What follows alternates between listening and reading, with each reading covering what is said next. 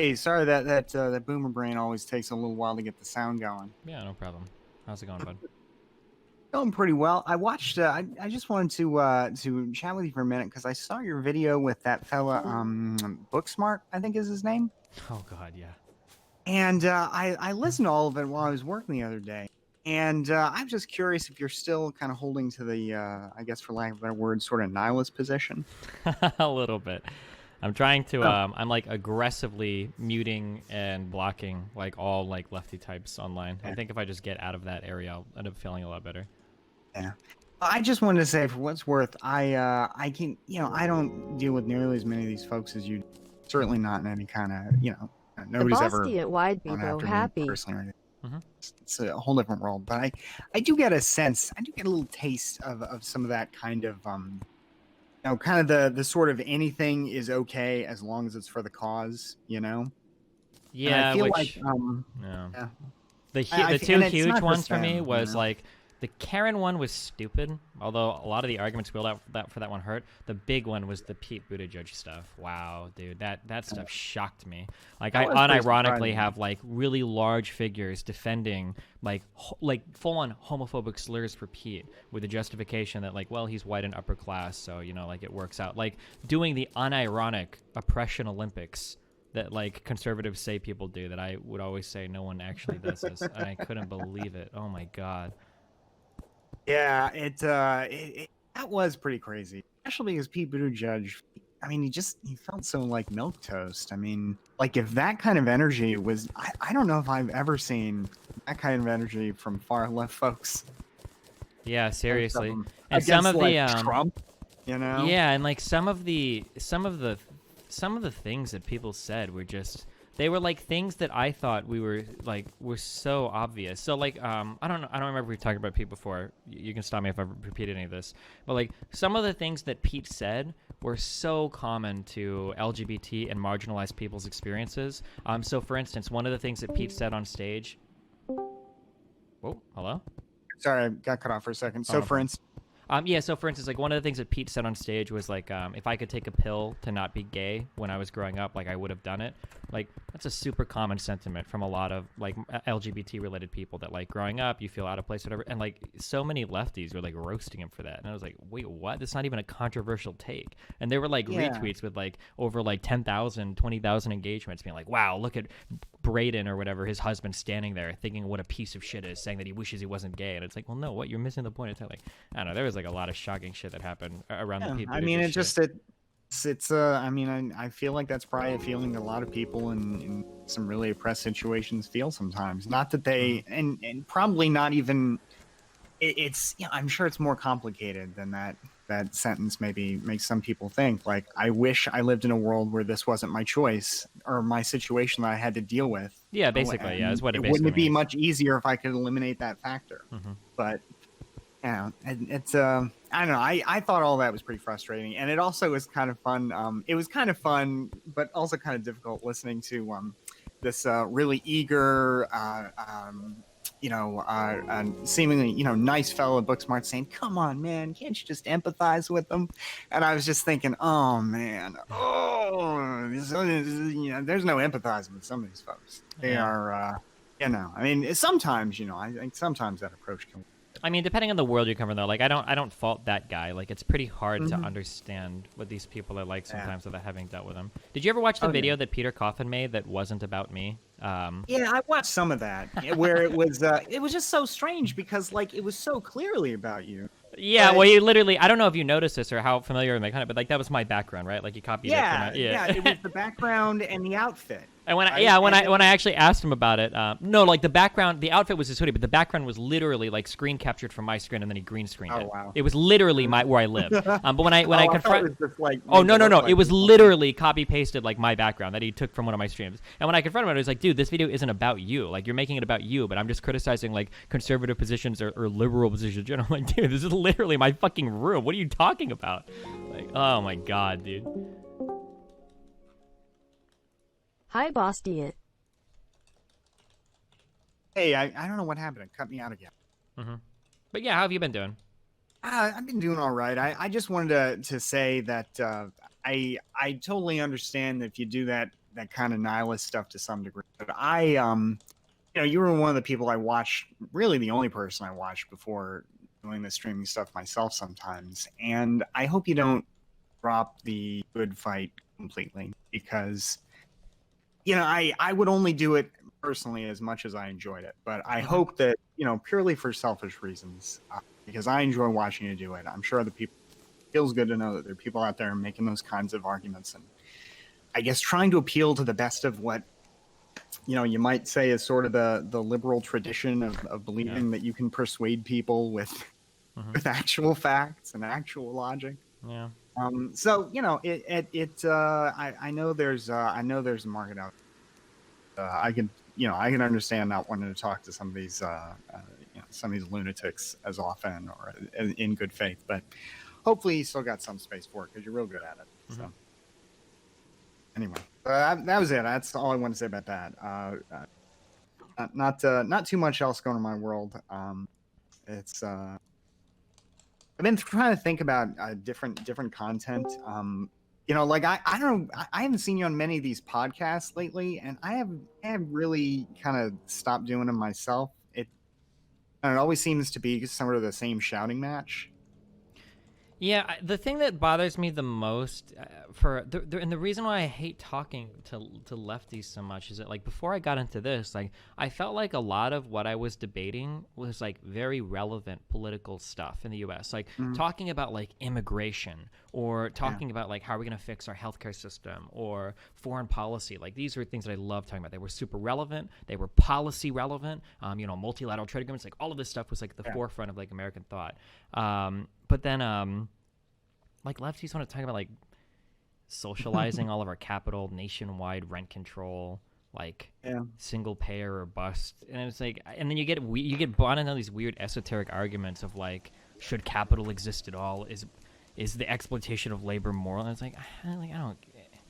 And then, like, the most disappointing thing is to find out at the end of it that really, if you spend 2 days on Wikipedia, you know more about socialism than 99% of all lefty YouTubers and anything anyway. Like, these guys don't even know anything about capitalism, which is supposed to be the system they're critiquing, let alone, One of the super ironic things that I found out, and it applies to conservatives too, is that every time somebody told me that I needed to do more reading or more research because I just didn't understand, two things were true. One, they hadn't done the reading, for sure. And two, every time I did the reading, I came away with, like, such a more negative opinion than I had of whatever thing we were talking about. Like, it wasn't even close. I don't think any lefty sent me to go, quote-unquote, do the reading on any topic where I came back and was like, wow, you were right, and I'm more informed on this issue. It was always like, oh, my God, I didn't realize how wrong you were. Holy shit. Yeah. The only exception to that general rule, I would say, is occasionally they'll find a blind spot, with respect to some atrocity or another that the United States committed overseas. They're pretty well informed on that, and that's good to learn about. But in terms of, like, for sure.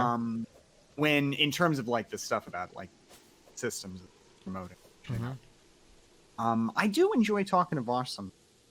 I like Vosh for the most part. Pretty well informed. Yeah, and like, he seems to put together arguments pretty well too. He's not, like, as blindly bought into, like, crazy shit. Yeah, like, he did this conversation with this libertarian Adam Kokesh, and oh god, yeah. And Vosh gave, like, I wish I could recite it, but it was basically the best definition of just capitalism I ever heard. It was objective, it's neutral, it was just very fair, just, taking it for what it is rather than, salting it with all this other stuff. Yeah. So, anyway, I enjoyed talking to him about that. Shane is banned off Twitch because... Bastiat, I'm not hearing you mention our Times on the Mindwave podcast. Oh, my God, yeah, the Big Brain podcast. I enjoyed talking with you, Dan. I mean, about the occasional stuff that we disagreed on, like the Airbnb stuff. And... Wait a second. Wait. Yeah, he's one of them. Do you think Airbnb is a good thing? I do. Oh my God, dude. I think Airbnb. I think it started off as a really cool idea, and I think Airbnb is cancer. I think it should just be made illegal. Why should it? Well, so why is it cancer, and then why should it be made illegal? So. The boring argument is that chances are it violates probably 95% of all leasing agreements made in apartments, but who cares about those? I think, like, the more relevant thing is that I think it's distorting a lot of housing markets where, like, this is supposed to be an area where people live, but now it's been rezoned via Airbnb to be 100% hotels. And I think like especially in places where housing is already like pretty unaffordable, now it's exacerbating that issue by taking houses off the market and just making them Airbnbs. And then the only people making money off of this are like massive corporations and shit. Like no like individuals do Airbnbs anymore. It's all like massive companies and shit. I am about to open an Airbnb, individual. Sure, you might be, and I could also open, like a small store, but that doesn't mean that I'm on the same scale as like Walmart. Like as somebody that used to use Airbnb quite a bit, like I remember like back in 2011 or whatever, maybe 2012, like Airbnb was like grandma had an extra room in her basement that she wanted to rent out to you. Now Airbnb is like you need to go to sections 13 3/4 and you need to go find the hidden key box down the street that's at like some dude's house or whatever, and then you need to go in and lie to the apartment people about why you're there, and like it's always like there's like, and then when you go there's like 14 other like lock boxes that are like in the same area. Like, oh dude, I don't know, man, like it's all just run by like huge companies, and like all of it is illegal. It destroys the fucking housing markets. Like I don't know, I think it's just really really really bad. I think it's like torturous interference or whatever, I think is the term that I would probably use to describe the business model. Well, that's tough. Because that suggests the model is like the model is encouraging you to break rules, which it is, as opposed to people doing it. How is it doing it? I mean, just by making something simple to do doesn't mean that you're therefore like. Well, so like for instance, like I would put money that 95% plus, it might even be closer to like 96, 97, 98% of Airbnbs done out of apartments are illegal, or not illegal, but a violation of lease agreement, most likely. Like. You're not allowed to sublet like apartments unless you have like a really special agreement with your leasing guy. So like the fact that you would let people Airbnb from apartment buildings, that's easily verifiable in your app. Like seems like it would. I don't know if it would rise to the level of torturous interference, but like in the spirit of the law, it definitely seems to be. No. No, I mean I don't think so unless Airbnb is saying, hey, here's ways to get around your landlord. More like Airbnb, am I right? If they're just Twitch providing that chat? service, like they're Claps making in the it chat, possible to use a please. resource that previously was very difficult to monetize. Like I have a resource or a spare room or whatever that you can use for one night. Okay, here's a great platform through which we can come to an easy agreement on that. Now, the fact that some people are, or as you say, most people are using it maliciously, I mean, that doesn't make that Airbnb's fault. Wait, real quick, Bastiat, what is your feeling on the Backpage legal case that happened? How do you feel about? I don't know specifically what went down with Backpage, but So in the sense of like it was a generally, classifieds that was used typically by sex workers. Is the Cliff Notes, right? Yeah.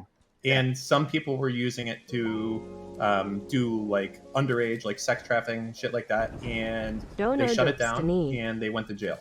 Okay.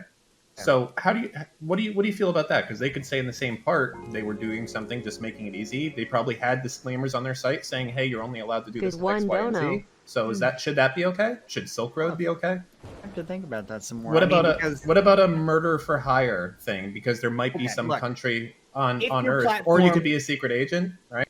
If your platform is specific, and this isn't me giving my take on what the law is, this is just what I'm saying. I think what things should be, just to be clear. I think, first of all, I have no issue with like sex work. I wish sex work was legal. Obviously not underage sex work, but sex work should be legal. But beyond that, I think if Backpage is designed to be a platform on which you engage in illegal acts, like that's what it's designed for, then that's a very different question than like say Craigslist. I don't know if it's like analogous to Craigslist. Well, wait a minute. This is like Airbnb. Was an element of it. This is a place designed to put listings. Okay, they make no guarantee of the quality of those listings. Right, that's what I'm saying is if it's just a matter of listings and it's not like this is designed to be a prostitution meetup site, and listings are listings. So even if it's used entirely for that. So if I go and I create like hitman.com and it's literally only used for people ordering assassinations, but that's not spelled out literally anywhere, but that's 99% of the use case, am I off the hook? Because I don't have anywhere saying, hey, this is for having a hitman? Actually, one of the things that I wonder is, I don't even know if you're allowed to Airbnb legally, actually, out of your normal house. Some places. No, out of just your house, not even your apartment. Because aren't there, I think there are zoning laws that make it illegal to rent, like, rooms in your house out, or to rent it as a hotel, right? Like, aren't there pretty strict regulations around that? I think that varies from city to city, but sometimes. It's almost entirely across the country going to be 30-day rentals are illegal unless you're a hotel, and you know the reason for that, Bastiat, is because doing rentals for under that supersedes it supersedes tenant law. Basically, that would be a way for slumlords to move you around from apartment to apartment and give you no rights as a tenant. So that's illegal across the board. I would be surprised if there was any states where it was legal to have a 30-day rental unless you were a hotel or a motel. I feel like in some cases, like, I'm a big fan of Uber. I think Uber does a really good job of doing what it does. Fuck taxi drivers. Well, not fuck taxi drivers. I understand their frustrations, but fuck like all the limitations that go around like taxi shit. However, the Airbnb stuff just seems to distort like the housing market, and it compounds onto already existing problems. And like, I don't know. Well, all right, let's think about that. Why does it? Okay, so I will tell you, Dan, I'm not sure. I'm skeptical of the notion that Airbnb is basically de facto illegal everywhere, even in your own house. I mean, but well, it's illegal unless you have a license. I mean, but like the law that you're describing there, that would be like a pretty local. I think that's a pretty local thing. Like the notion of like you can only use your house, you can only have this many people in your house, or you can only wait, I think that's true, right? Like you zone for high density housing and shit, right? Like, aren't there like certain houses where like you're not allowed to have like 50 people living in that house? I mean, I don't know how many people you can have there, but there's certainly taking money for someone to live someplace is a business, and businesses are certainly regulated of what you can do and what district and what license you have to get. Airbnb does no, as far as I can tell, no checking of what licenses you have to do that. So I can't answer if you can have 500 people in a house. I'd probably say no. I think you can have a certain amount per bedroom.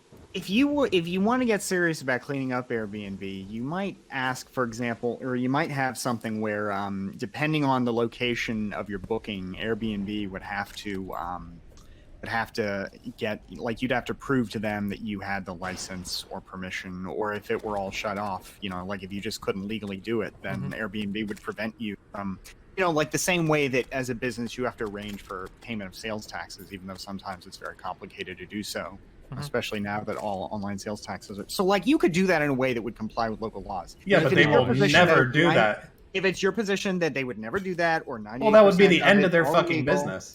Maybe. I don't know. Or they'd lose like 95% of their revenue, yeah. Well, but I mean, you could do it in a way that like would comply with the law. Well, I mean, Airbnb is attractive. Why? Right? For a consumer, yes, why is Airbnb attractive? One reason you can give is, you get to be in a cozy place instead of a hotel room. Right. Fine, whatever. But what is the main reason that Airbnb is attractive for most people? It's cheap as fuck, right? Yeah, why is it cheap as fuck? Because you're breaking laws and getting around regulations. Exactly, right? Like, that is the reason this exists. It's the reason, like, the drug trade exists. Like, there's no real, like, clever shit to look around this. That's also a large reason why Uber is so cheap as well, too, right? As you're getting around all the regulation of the taxi industry. Well, yeah, sure, but I would say Uber is legal. No, I think Uber is fine. I think Uber acts, they're smart. We're not talking about like what's legal and what's not, though, right? We're talking about what should and what shouldn't based on its effects on society or the country or whatever, right? Sure, kind of, yeah. There should be regulation on. So that's a tougher question because you have to ask what type of regulation should we have on a taxi driver? Meaning, like, does that person have to go through background checks? How safe does that driver have to be, right? Like, you don't want a convicted rapist driving your fucking car, probably. You don't want someone who's had 500 DUIs driving your car. Well, hold on. Do I get, like, the fucking convicted rapist discount or some shit? Because if you're giving me, like, 30% off, maybe. Ironically, those people deserve a second chance, don't they? I mean, if they deserve. I don't know. I mean, in an environment when you're it's probably legislated to a certain way because a lot of taxi usage is probably picking people up when they're drunk after a bar that are vulnerable, things like that. But I mean, you have to ask yourself the question: what type of regulation is legitimate for people who pick you up and drive somewhere? And I think that whatever that is should be applied to Uber. Now, I think the whole taxi medallion system is stupid. The free market should work out how many taxis there should be in a place. I don't know why we have medallions.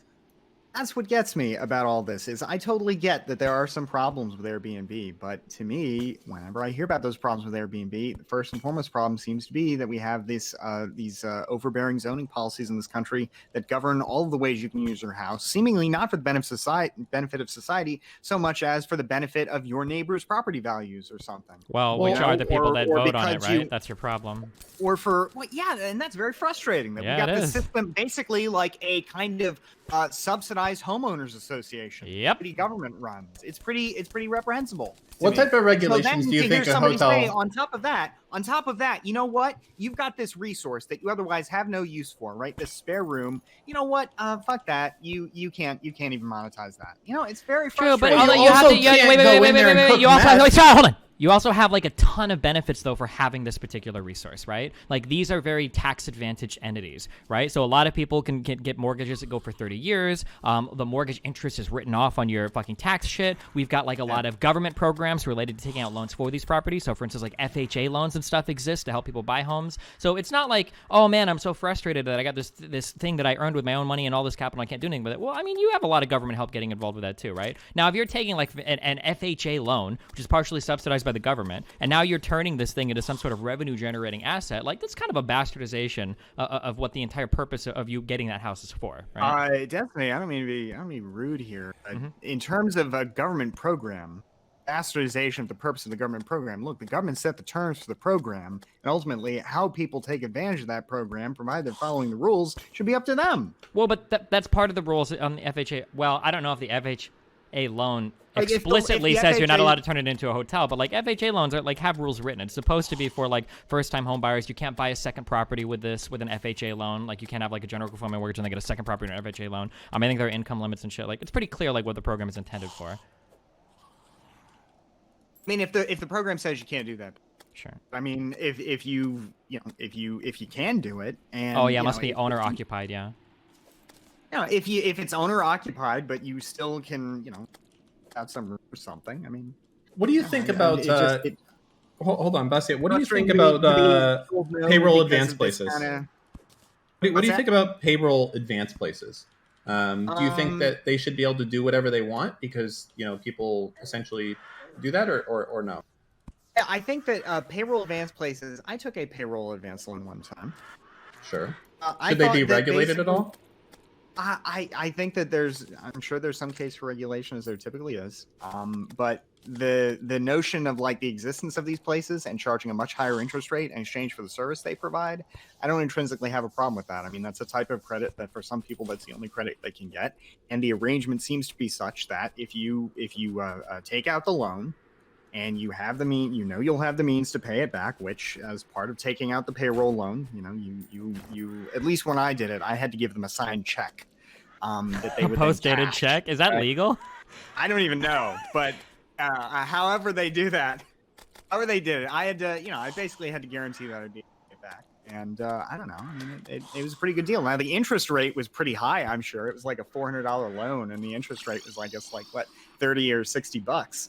But when you do the APR on some of these things, it comes out into the hundreds or sometimes thousands of percent. It's insane. When my uncle used to take him out, he would borrow like $400, and he'd have to pay him back like $450 at the end of the month. That's insane.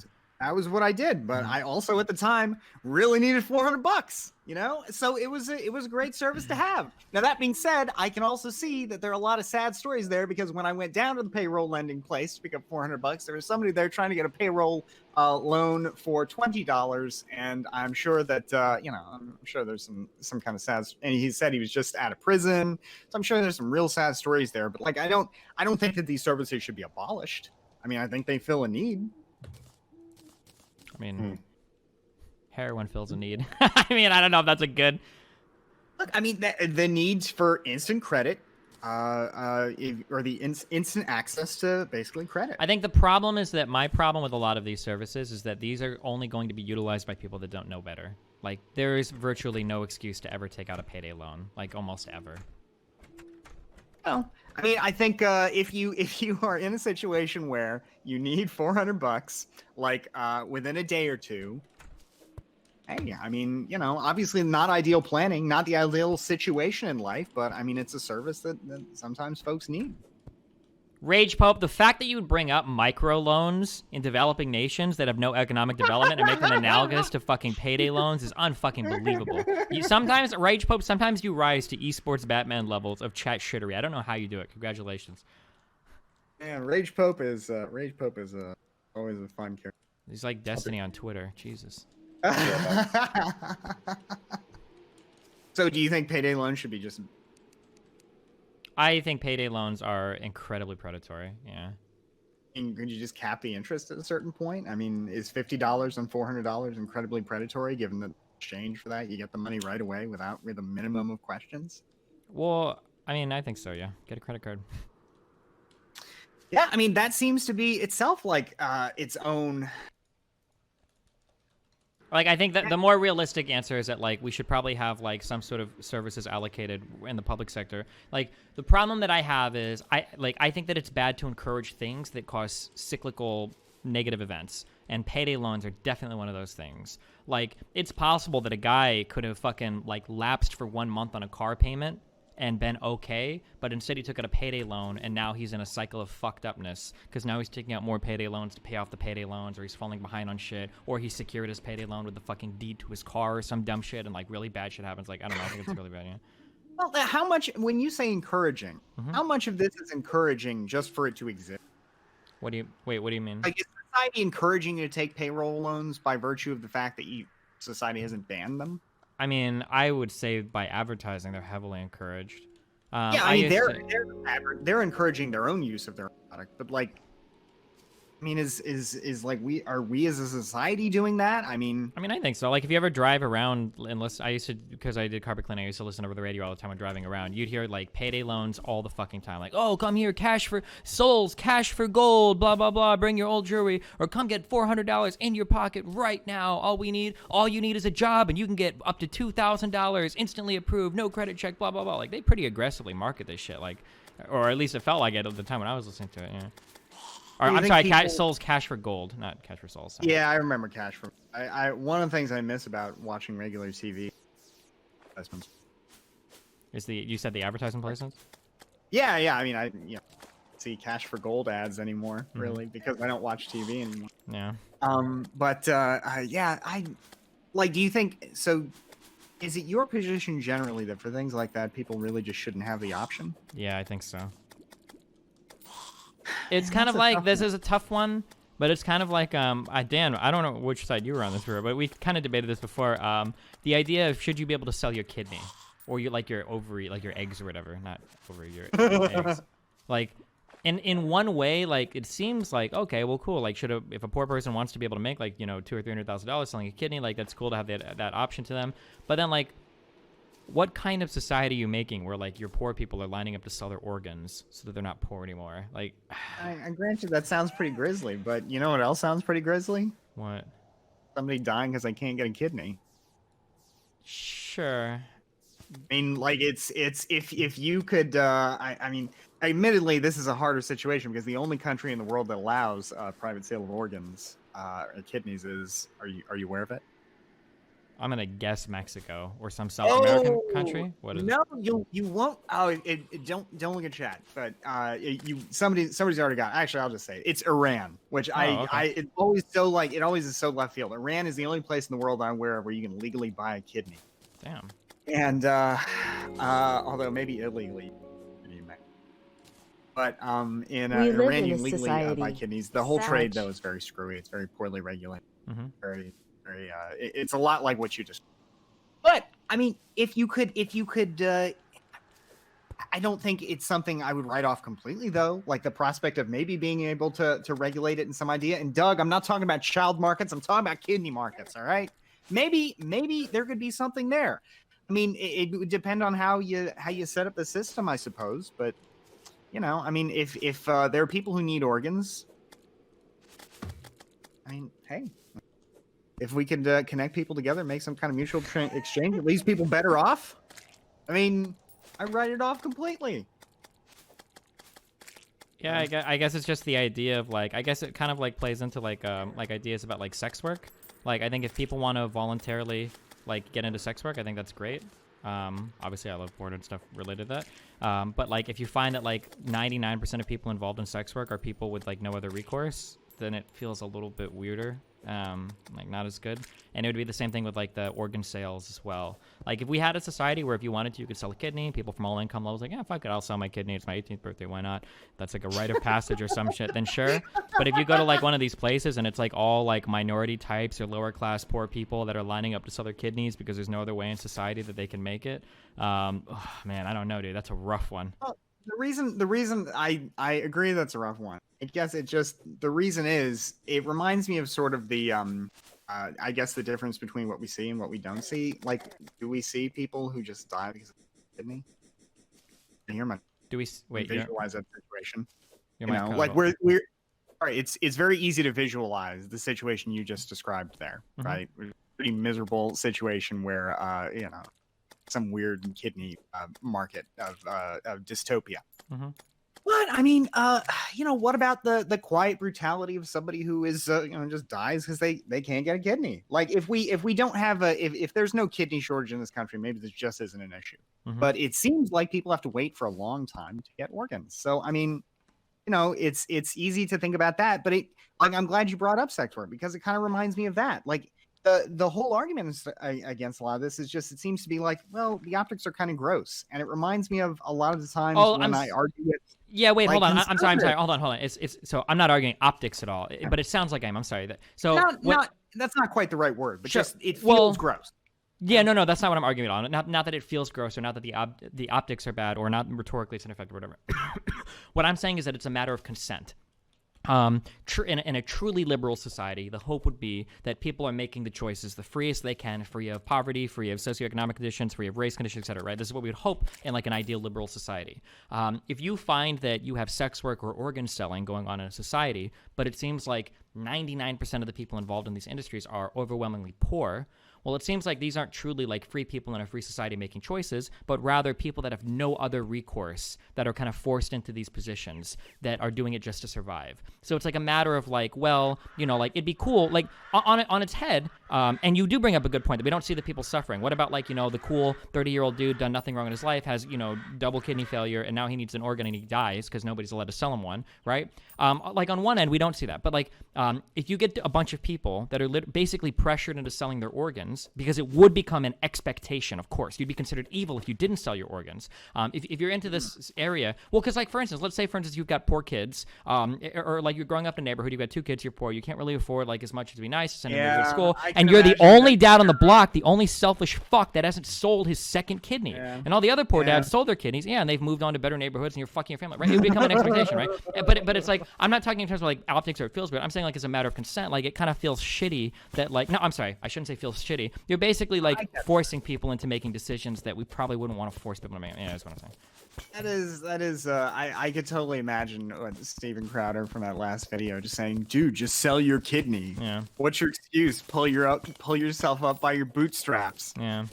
Maybe we're not in an egalitarian enough society where we can imagine a way to for people who are truly willing buyers and truly willing sellers to get together. Yeah, exactly. If we were, I mean, I would agree that in that hypothetical, that would be cool to have a market of kidney sellers, because there's all sorts of like side businesses that could pop up around that. Like you could buy like literal fucking organ insurance, and if you need a kidney transplant, some insurance company would step forward, would pay money to somebody. Like people already like sell their sperm, or some people, I don't know if you can sell blood or plasma, or if it's always donated, but like it would be like. What? Blood is donated. I think you can sell plasma, but blood is donated. And for what it's worth, the plasma sales place is a lot like what you described the kidney sales place. What does that mean? Is it all poor people? It's a pretty bleak situation. It's in the poor. At least where I live, it's at least for plasma like that. I mean, they don't even take your. Do they take your blood for that? I don't know exactly how it works. I think they. I know that you spin some shit in a centrifuge to separate out the important things. I don't remember if they give you the blood back or not. But at least like for blood, you regenerate it, right? Like. Yeah.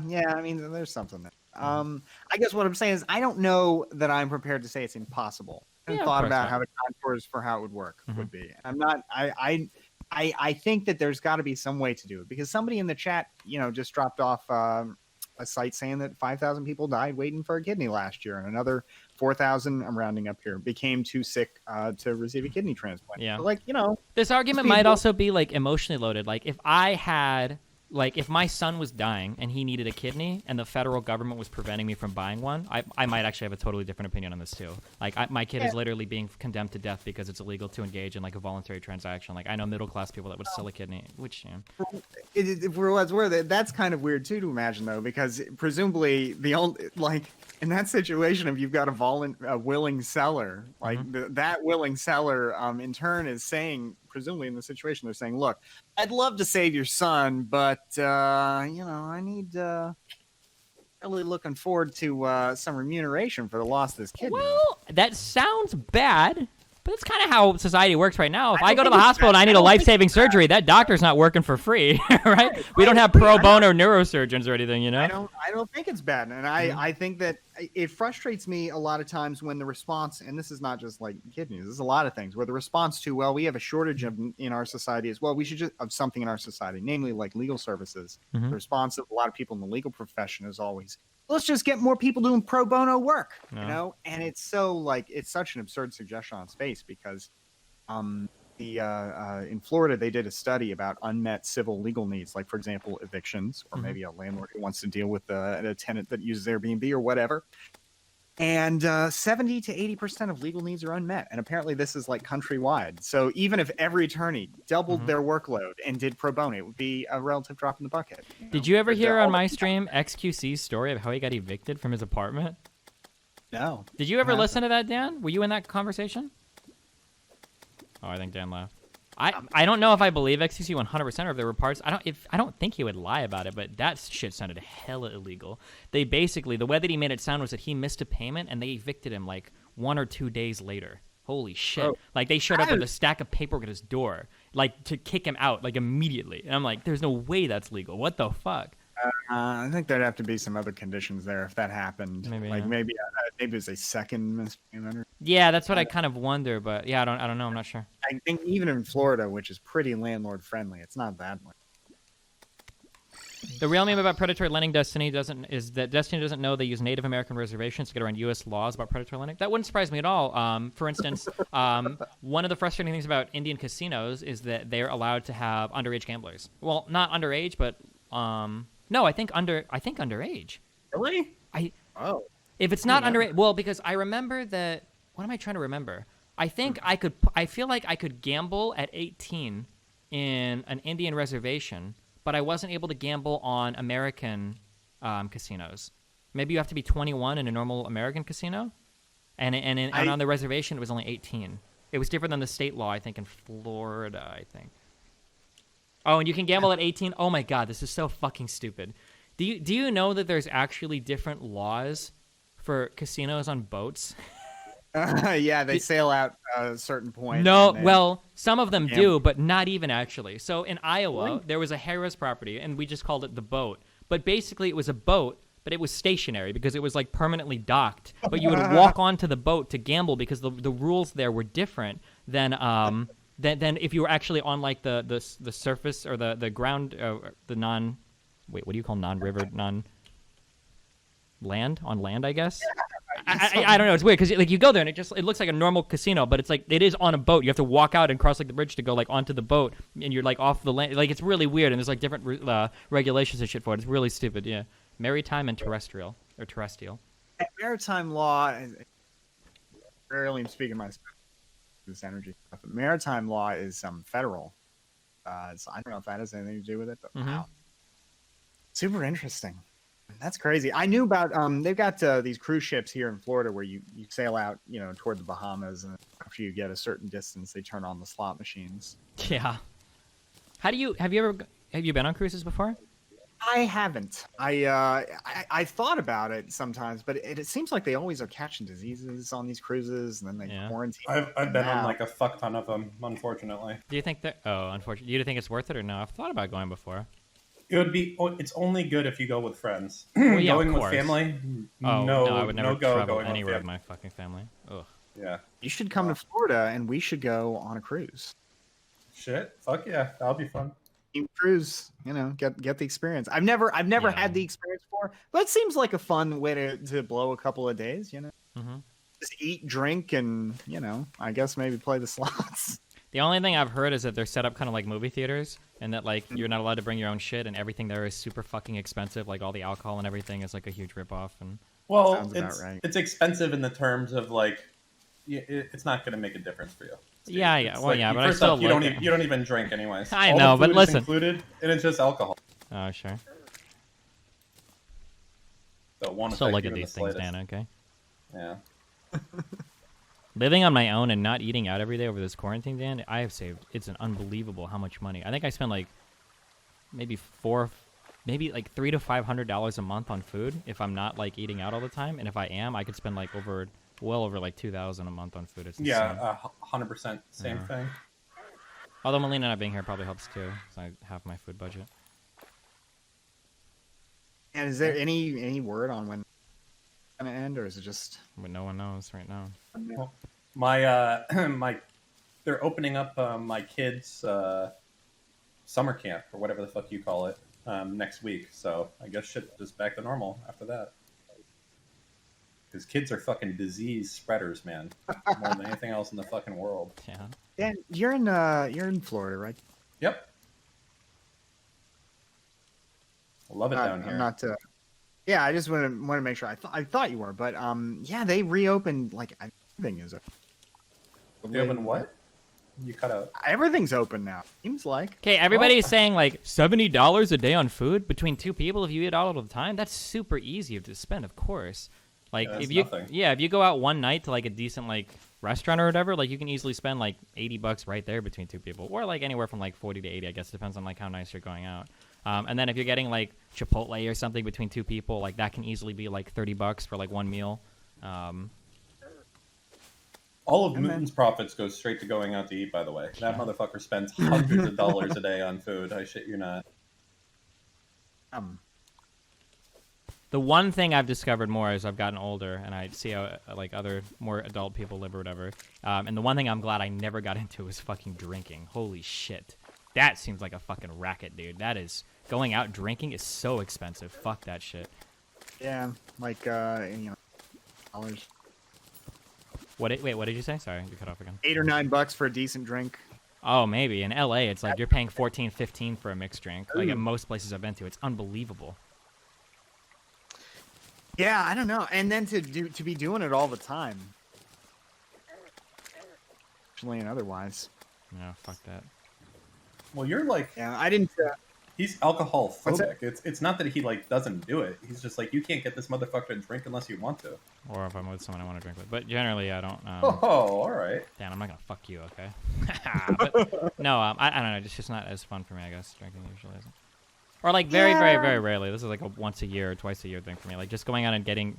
I don't know. Getting buzzed is just not like a super fun experience for me, I guess. Yeah, I don't know. I didn't start really drinking much of anything until my mid-20s, and I still don't drink much, but I like to go out and get, good whiskey or something at a nice whiskey bar. I don't really like beer, though. It's all wine with a pretty- nice steak, Bastiat. Come on. Man, Nice dude, if red you want to wine. have some interesting experiences with food, $15 is a tab of LSD, my dude. Why would you spend it on a mixed drink, okay? And then all food tastes good, and it's crazy shit. I don't know, man. Like, other drugs seem so much more fun than alcohol for the same cost. Like, fuck that shit. I ain't got time for alcohol, okay? Well, one I of don't know those about the things can perma-fuck you. That's true. You could destroy your liver drinking. I didn't think Fuck off. You are changed forever. I think that Trump is right. I think that all political discourse should be banned on YouTube and Twitch streams and Twitter. I think that these people aren't worthy of having political discussions.